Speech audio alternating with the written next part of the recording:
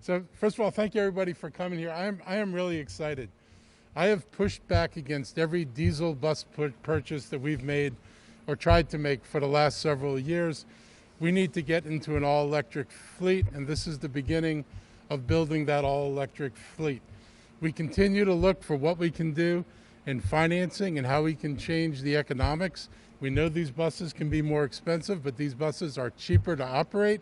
They have less maintenance, they use less fuel, and we may discover they have a better life cycle. So we're moving in the direction we need to go. I'm looking forward to electrifying the rest of the county's fleet, and I'm encouraged when I see large vehicles, construction vehicles that are now becoming electrified in addition to our usual thinking about passenger vehicles and vans. The world of electric energy and the world of electric vehicles is rapidly expanding. We're going to be on the forefront of that. We're working with the school systems and talking to them about what they can do to electrify the school bus fleet. I'd like to do what they've done in Virginia, where Dominion Power worked with the school systems to buy buses and make them part of the electrical grid, which is the kind of stuff that they can do it in Fairfax, we can do it over here.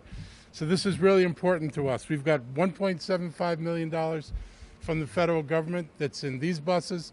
We've got more money coming, more projects that are going to be built like this in the county, and we're doing more. I think this can be the side of the electrical grid. So we're going to do a microgrid here, so we can even make the charging and the expenses of this system even more efficient and more beneficial to the county. All these electric buses are going to help us breathe easier. They're going to ease the transition toward a more electric and a cleaner economy. This county has really high goals for climate change, reductions of 80% emissions by 2027. That is going to be extraordinarily difficult and would be absolutely impossible to achieve if we don't start changing our transportation sector. Our transportation sector contributes about 42%, I guess, to the greenhouse gases in Montgomery County. You can't knock down greenhouse gases if you don't knock down the transportation center.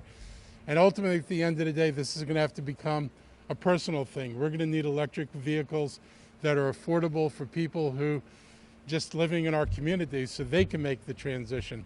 I made a transition a few years ago, I guess 2013, to one of the earlier electric vehicles that was out here.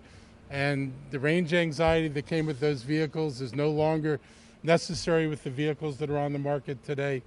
I drive the county electric vehicle. I have my own electric vehicle. I think this is the future. We all know this is the future, and we're going to get there. And I'm just so proud of everybody for getting this thing together. I'm looking forward to plugging one of these vehicles in, and I'm looking forward to being able to take a ride on one of these vehicles. So thank you very much for marshaling this. Thank you for getting the next contract in place. Thank you for putting out a bid for 60 more electric vehicles. This is what we're doing, and we're serious about it. Thank you very much.